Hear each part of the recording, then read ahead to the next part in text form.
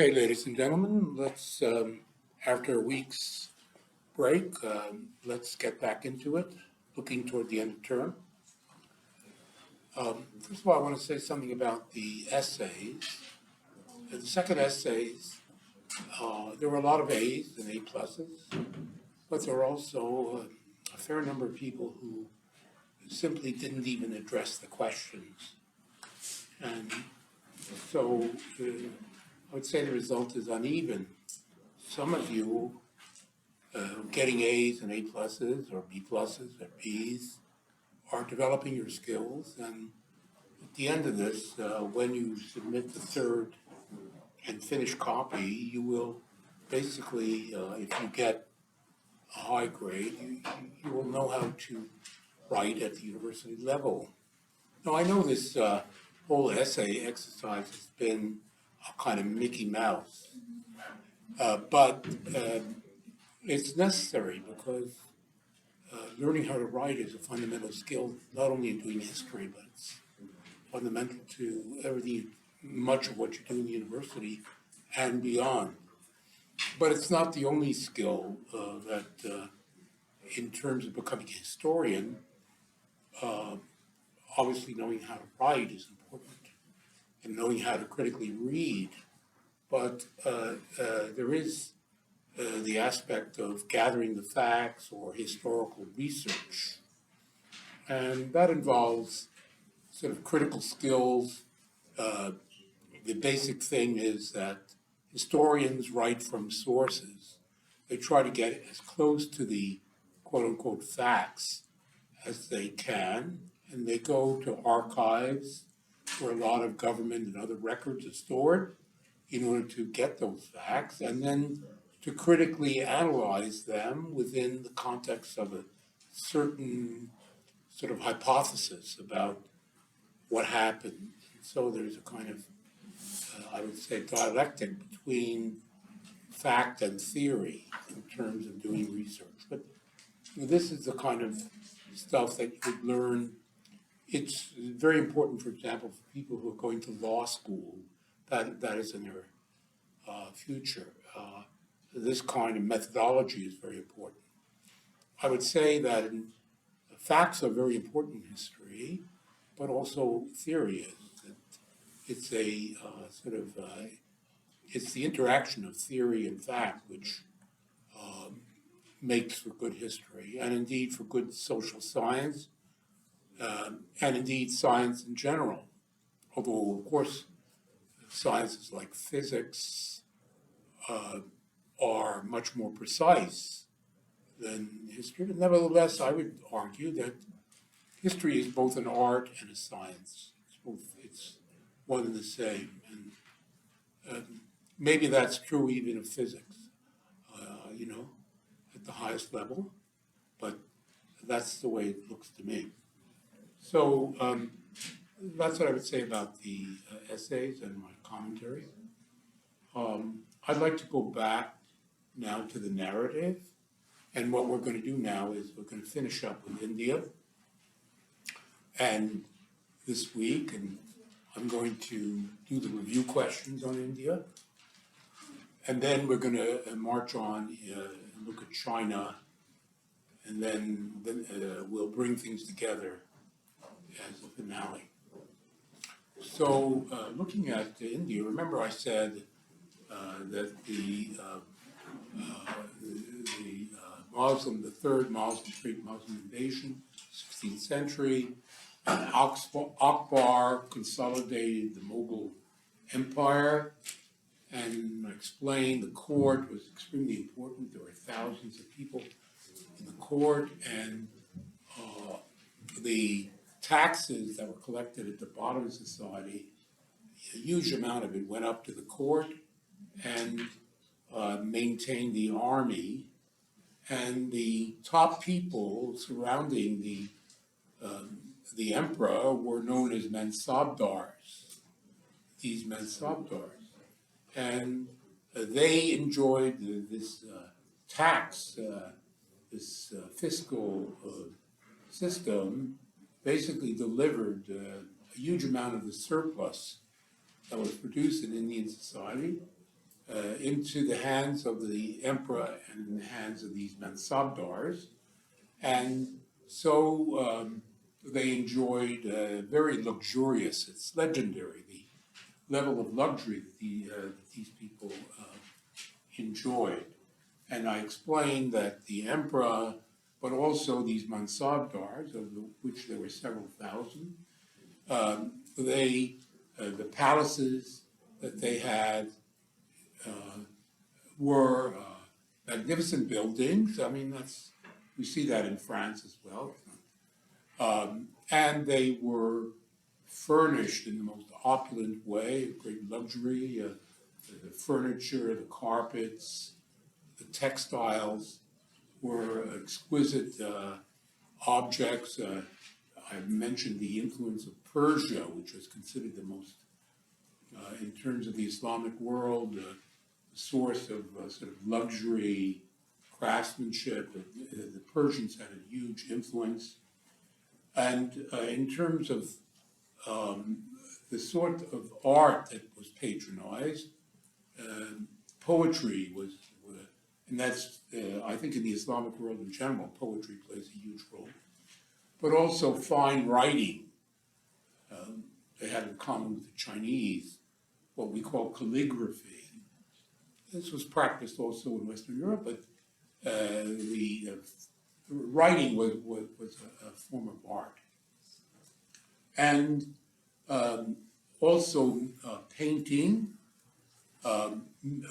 miniature painting, that is to say small paintings where there was a great deal of realistic detail and vivid contrast of color were part of the kind of painting that was done.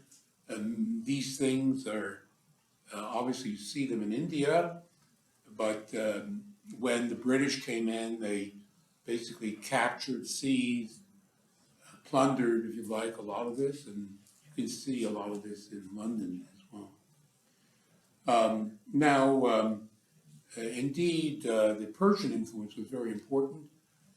Persian was actually spoken amongst this Mansabdar elite, at the court, and so on, and even Hindi, which was one of the basic vernacular languages, was Persianized in the form of Urdu. It's a language spoken in India. It's a sort of refined Persian influence kind of language.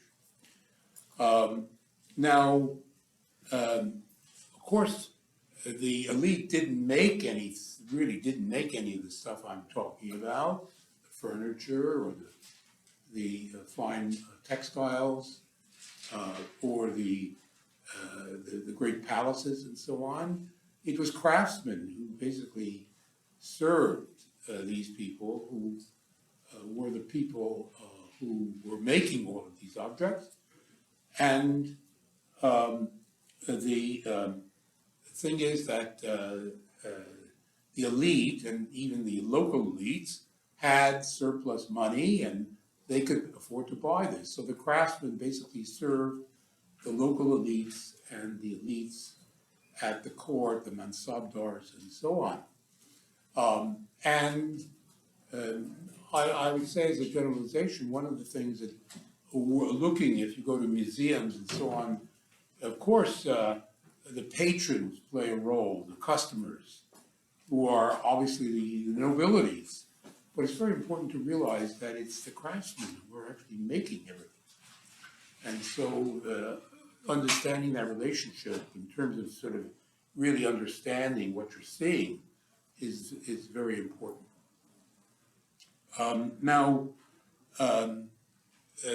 This luxury craftsmanship that I'm talking about, it developed in the cities and towns, developed to serve, to produce these luxury handicrafts for the upper class. All over India, especially the north, you get specialization. Different towns in different areas became famous for their fine furniture, for their fine carpets, for their fine and different textiles. So all over India you see these specializations. And there are people who are experts in terms of sort of knowing the sort of the background to this, and there's a great interest in these antiques, if you like. These antiques are worth a lot of money today. Now, most important were, in terms of their historical significance, were the textiles, the silk, but especially the cotton goods, muslins, or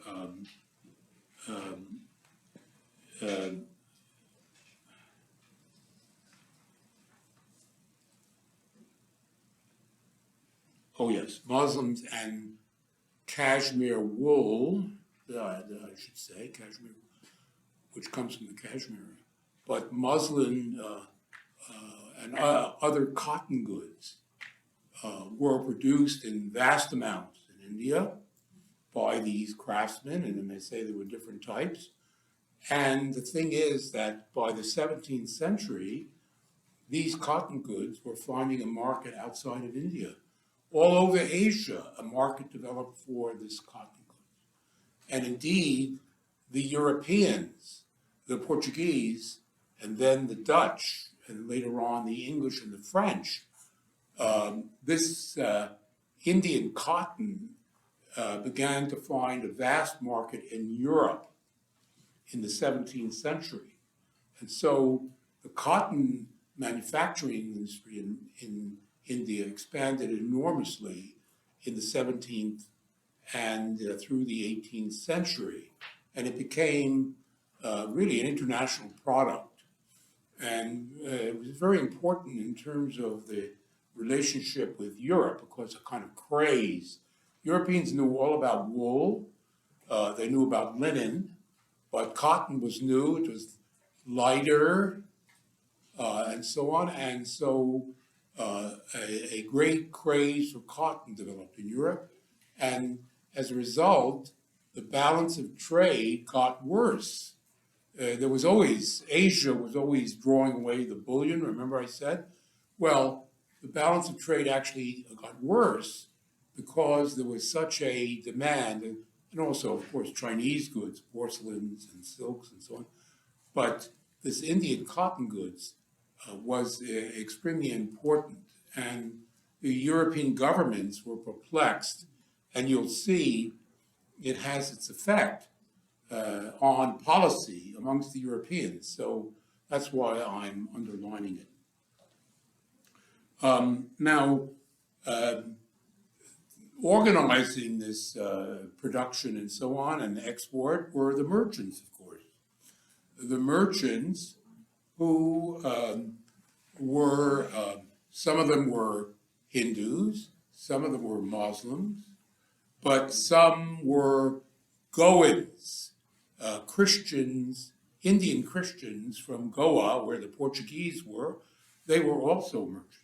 There were also in northeastern India, there's a sort of a religious sect known as the Parsis, and they were famous as merchants and also usurers. They loaned money. But amongst the Muslims, there was a special group called the Ismailis. I think I put these all in the key words. There were also Armenians. There were Jews who did the same thing. They were merchants, and they loaned money, particularly to the upper class. The Mansabdars, etc., were chronically in debt, and the merchants loaned them money. The Mansabdars were the people, and of course the emperor were the ones who were enjoying all this luxury. Well, as I explained, the money came from below. It came from taxes and tribute, which were pumped out from the villages down below. And the level of taxation grew in the course from the 16th to the beginning of the 18th century. It has been estimated by historical research that the level of taxation rose 2.5 times during this period. which was the height of the Mughal Empire. In other words, taxes kept being raised, and what were they spent on? They were spent on wars, but also on luxury consumption. So these people weren't putting anything back into, they weren't investing in any way in developing the economy. They were just enjoying the fruits of rule. And this factor of growing taxation, what we call fiscal oppression or over-exploitation, a common term is over-exploitation. And it was made worse by the fact that the Mansabdars, they, of course, they were the governors of all of the provinces, but they were assigned tax revenues, these Mansabdars, but they served at the pleasure of the emperor. Their assignments were temporary. They had no interests beyond a few years in the different provinces in which they were responsible. So they gouged. They took out as much in the way of tax money as they could, and the peasants had to pay the burden. Now, at this time, the population of India is estimated at 150 million people, which is way larger than any European state. France, at its height in the 18th century, is 28 million people. The Ottoman Empire is about 40 million people. So this is it's 3 times as large, the Mughal Empire. Now, the taxes were not actually collected by the Mansabdars. This is the top layer. Below them, at the local level, there was a secondary elite known as the Zamindars. And I want to spend a little bit of time discussing them because they're important. So you have the emperor, you have the Mansabdars, and below them you have the so-called Zamindars, who are the tax gatherers at the local level. Now, who are these people? Well, we go back to the Dark Ages. Remember, I said that in this period from 600 to 1200 AD, government was entirely local. There were little kinglets, but there was no government really at a central level. Money, towns didn't exist. All of this comes into being with the Muslims, or is reestablished with the Muslims. But I explained how important that period is in terms of the formation of the social structure of Hindu society and Hindu religion and so on, and the Brahmins and the Rajputs are at the top. They are the top castes in the society, and people have to pay them. Well, they become the Zamindars.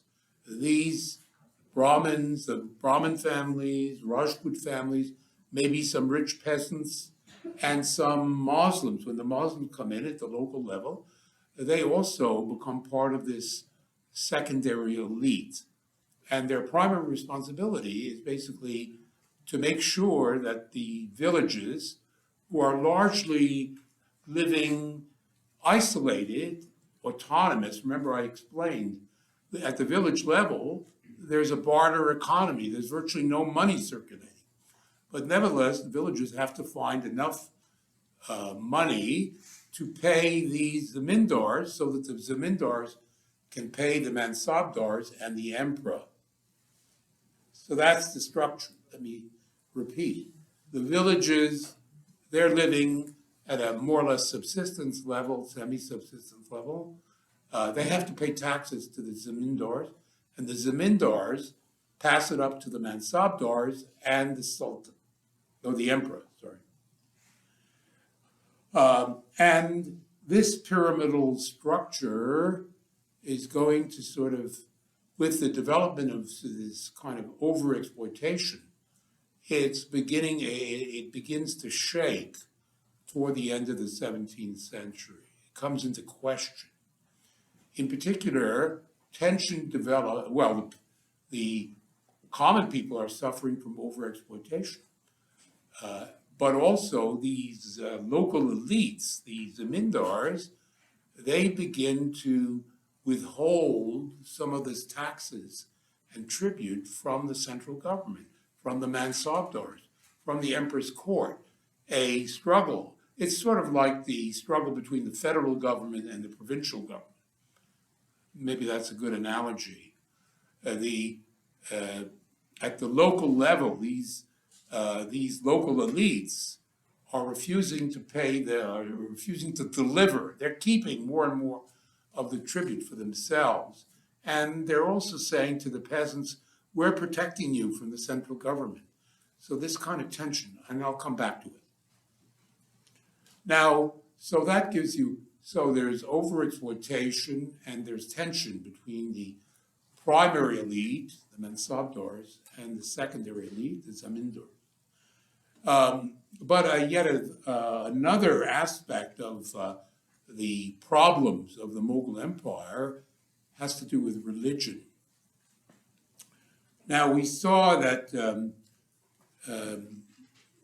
obviously the Muslims dominated, but under Akbar there was a certain tolerance for political reasons and so on. Akbar showed himself to be tolerant of the Hindus, the Christians, the Jews, and so on.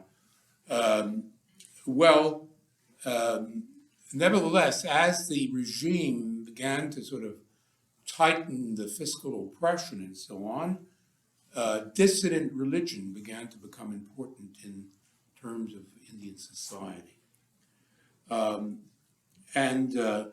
You find this dissident religion both amongst the Hindus and the ordinary Muslims. I've stressed the Muslim elite, but there were millions of ordinary Muslim craftsmen and peasants by this point, living especially in what is today Pakistan and Bangladesh. And they were suffering as well. And so you see this dissident religion developing. And we can talk about the fact that this dissident religion drew its sources from mysticism, both Hindu mysticism and Muslim mysticism. A certain kind of dissidence against sort of, especially against Hindu Brahmin dominance, but to a certain extent also against the sort of official Sunni Islam began to develop amongst the common people, the peasants and the craftsmen. They began to develop the religion was sort of a criticism of official religion. And this religion was known as Bhakti, B-A-K-H-T-I, and it's in keywords. And what it amounted to was individuals rejected this sort of official religious system, the system of prayer, of the temples, and so on, and they developed their own private religion, individual religion. We see some of this today, of course. A lot of people will say in Canada, if you ask them, are they religious? They'll say, well, I don't go to church, but I have my own private religion. It's so common. Well, that's what I'm talking about. But it had a mystical quality to it. And it was individual, and it was monotheistic. It was monotheistic. Well, Hinduism, this of course comes from Islam, but nevertheless, Hinduism is polytheistic. Moreover, Hinduism is based on the control by these Brahmins who know Sanskrit, who rule through the caste system. Well, this bhakti kind of individual, mystical, monotheistic faith rejects all of that. It rejects that. And it also, of course, is critical of official Islam. No, the relationship is a private one, an individual one, a mystical one between the individual and God. And they, especially, they reject the caste system. The rituals of Hinduism are all not followed. And also, very important is the fact that whatever writings we have were in the vernacular languages, the languages of the common people, not in Sanskrit. And took the form of songs, of poetry, of mystical writings, and so on, and expressed in the vernacular languages that people could understand.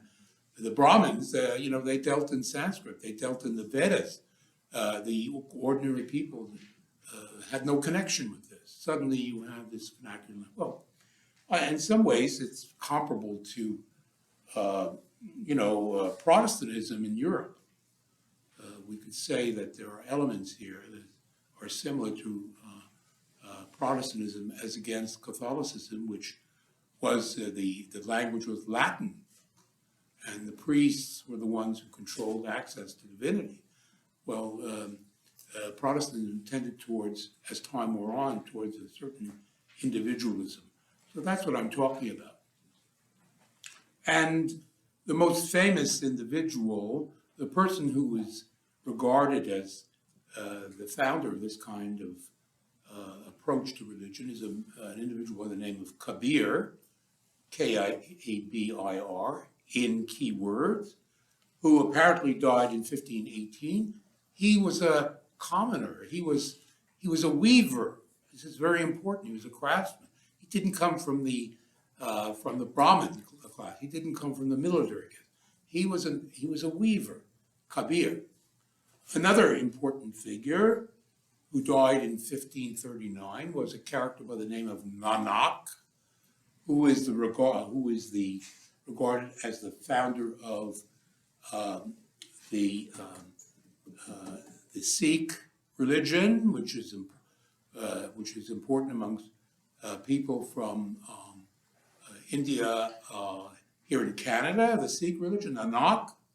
And Nanak, he preached the unification of all religions, that there was no one official religion, which was the supreme religion. There should be, all religions had common aspirations and they should become uniform, and also that the social distinctions, the caste system, rejected by Nanak. So you can see the direction of things. And there were several other important sort of founders of this bhakti, mystical, monotheistic kind of religion. Just mention the fact that one of these, I'm not mentioning their names, but one of them was a calico printer. He printed on calico from Calcutta, a cloth. He was a printer on that kind of textile. Another was a barber. Another one was somebody who basically is a carder who smoothed the cotton threads and so on. And one of them was actually a garbage collector, a scavenger. So you can see this is from below. It's coming from below. We note that by the beginning of the 17th century, at least in terms of the influence of Kabir, that in the Ganges Valley, amongst the craftsmen, amongst the peasants, and some small traders, an actual religious sect known as the Satnamis, S-A-T-N-A-M-I-S, in keywords, Satnamis, early 17th century, they crystallized into a sect which is in opposition to official Islam and to Hinduism and so on. I would note that in Europe, we do have, this phenomenon did exist. I mentioned the German Peasants' War. Remember in the wake of Luther that the millions of peasants and craftsmen in Germany had revolted. One of their demands, as well as the abolition of feudalism, was the free access to the gospel. And this class movement from below was crushed by the princes. But out of it came two religious sects. The Hutterites and the Mennonites emerged from this great social revolt. Some people have resisted this idea amongst the Mennonites, but Mennonite historiography at this point now accepts the fact that the religion actually was born out of this. Instead of being ashamed of it, some Mennonites have become proud of the fact. Yes, this religion, our religion, developed out of social revolt. So, having said that, I would say that, as I said, under Akbar, there was a more or less tolerance of religious difference, but as time wore on, and people became more and more restless, this religious discontent, but also the fiscal oppression, the deterioration in social and economic circumstances, the Mughal regime became more and more restrictive and repressive. And finally, under the last important emperor at the end of the 17th and very beginning of the 18th century, Aurangzeb, who was the grandson of Akbar, he was 180 degrees different because he was intolerant, and under him, a fierce repression of the Hindus broke out in conjunction with the fact that Aurangzeb used the huge Mughal army to crush the last independent Hindu kingdom in India. I remember I said that in the south there was a kingdom known as Vishnanagara, Hindu kingdom. He conquers it, and with that the Mughal Empire extends deep into the south of India. So he crushes the Hindus, the independent Hindu kingdom, and he launches a huge sort of internal repression of the Muslims. This is of the Hindus. This is again remembered by the Hindu nationalists to this day. This is part of their narrative. In any case, in the wake of this, a rebellion begins to break, to develop within the Mughal Empire. It begins to develop more and more dissidence, which usually takes a religious form. Usually, the ideology is religious, in the name of religion. But there's a whole political and social and economic agenda, and it is a reaction against the overexploitation that's going on in society. It's a reaction against the religious crackdown. It's a reaction against the deterioration in people's economic circumstances. And the most important of the Satnamis, by the late 17th and early 18th century in the Ganges Valley, they are fighting the Mughal Empire. They're in revolt. But even more important is in south central India, the Hindus who have been suppressed at the beginning of Aurangzeb, they break out in a new revolt led by a character by the name of Shivaji, again in keywords, Shivaji. Something called the Maratha Confederacy develops in the late 17th and 18th century. So the Satnamis, the Maratha Confederacy, but also the Sikhs rebel.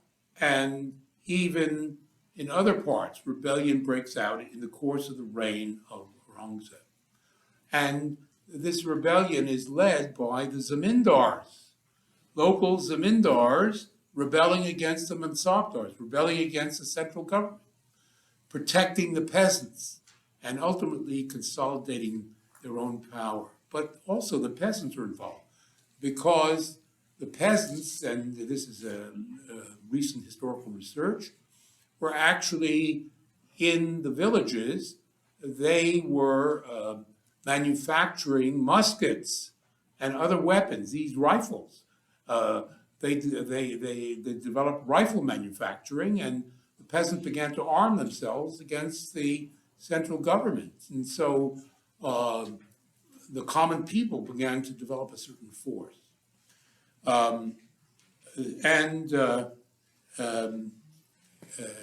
With the death of Aurangzeb in 1707, basically India split into 7 or 8 different states. Local zamindars basically seized power, and India broke up, the Mughal Empire. There was still, of course, the emperor in Delhi, but India broke up into 7 or 8 different states. And this breakup of India into 7 or 8 different states set the stage for the intrusion of the Europeans. So let me sort of summarize the reasons for the decline of the Mughal Empire. In the first place, the Mughal Empire was weak because the villages had nothing to do with the central government. They had no stake. They were opposed. They lived in their own local worlds, and the religion and the fiscal oppression from high was seen as an opposition. They had no loyalty. The common people had no loyalty to this Muslim regime. Beyond that, the overexploitation by the Mughal regime is very important. The conflict between the Mansabdars and the Zamindars, the rivalry, is very important. And finally, the religious dissidence, especially amongst the common people, is also very important. So I would say that those are the factors which, and then the last factor is the European invasion, European conquest of India. 5 reasons for the decline. Let's look now, we still have time, at the end here, how this works out. Well, looking at the international situation, before we get to the British takeover, we want to look at the international situation. Well, we're looking at the reign of Aurangzeb at the end of the 17th century. What's going on in Europe?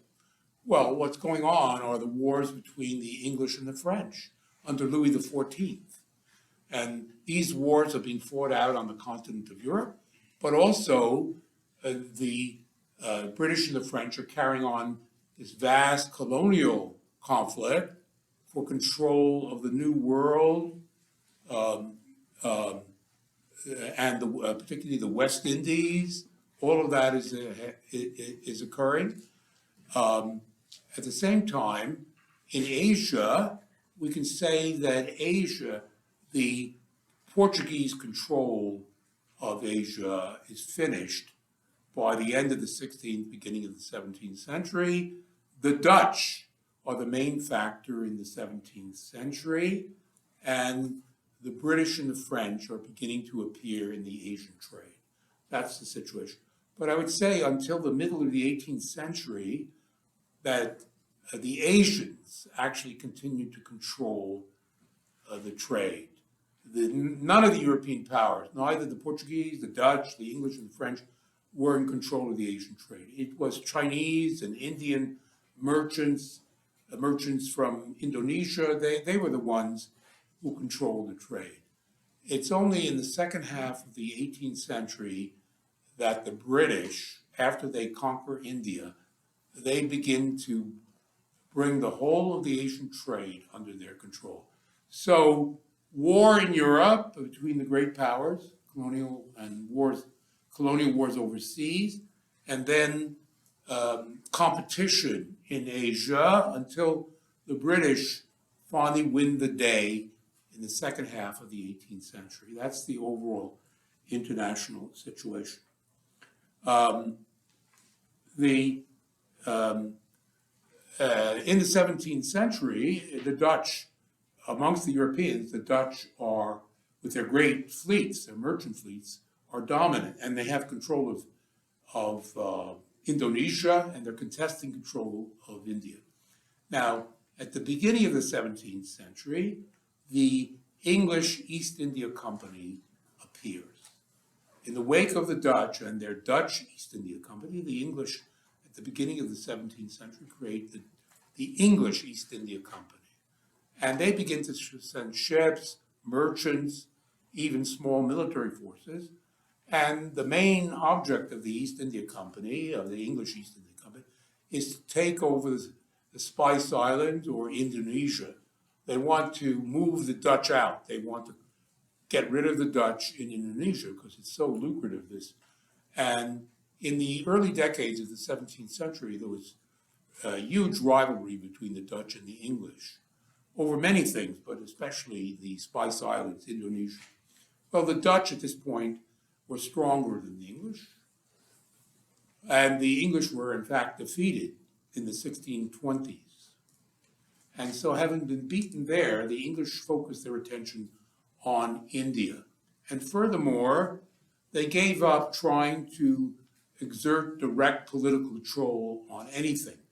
The English East India Company, they concentrated on trade and making money. That's what they were interested in. And by the middle of the 18th century, in India, they had set up something like 150 trading posts along the coast of India. Basically, the whole idea was, of course, above all, cotton, but also silk, spices, opium, all of these things. The English East India Company was interested. They were exporting. They had to bring, of course, gold. The Indians would only accept gold. But they kept out of local politics. They paid bribes to the local zamindars, provincial governors, as they needed to. They asked for their protection, but they didn't get involved in politics.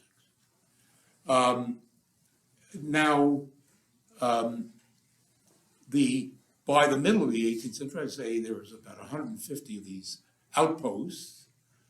We're talking about Fort Garry. This is the deal. The main English outpost is in Bengal, Calcutta, which is still one of the main cities of India. And there they developed a big trading operation, particularly organizing the cotton trade, but also the opium trade was really significant in Asia, particularly in places like Cambodia, Vietnam, China. There was a big market for opium. Here we have cannabis stores and so on. That's what I'm talking about. By the middle of the 18th century, India was divided into 7 or 8 states. Some historians claim that actually India, in terms of its economic development, was doing better because the control by the center, the state, had broken down. They didn't have access to this tax money. And so commercially, there was chaos, there was rivalry between these different Indian states. At the same time, the merchants were doing well as a result of this division. In any case, the English East India Company got into a political struggle with the local governor, or Nabob. Nabob coffee, you've heard of Nabob coffee? Nabob, the Nabob of Bengal, he tried to restrict the activities of the company, and in order to suppress the English, he called in support of the French, major rivals of the English, and the French began to support the Nabob of Calcutta, of Bombay. And so war broke out. And local merchants, they lined up with the English, they had connections with them. Local zamindars lined up with the English. But a showdown occurred between this Nabob and his forces and the French and the English at a place called Plassey in 1757. The English had only 5,000 trained troops. But remember the military revolution.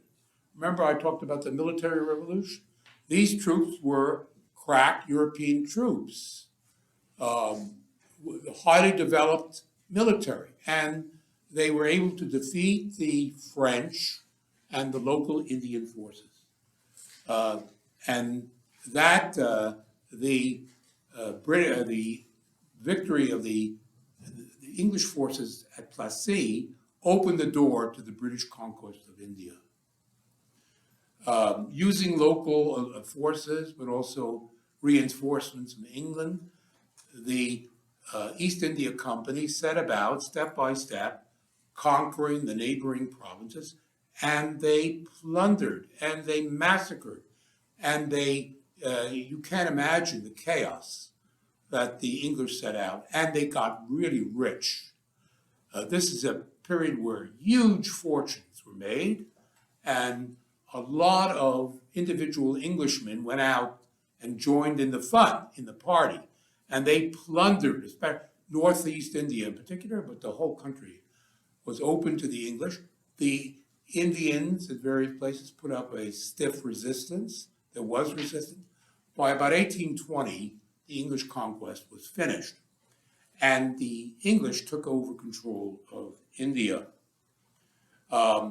This plunder actually played a big role in financing the English Industrial Revolution, the capital, the money.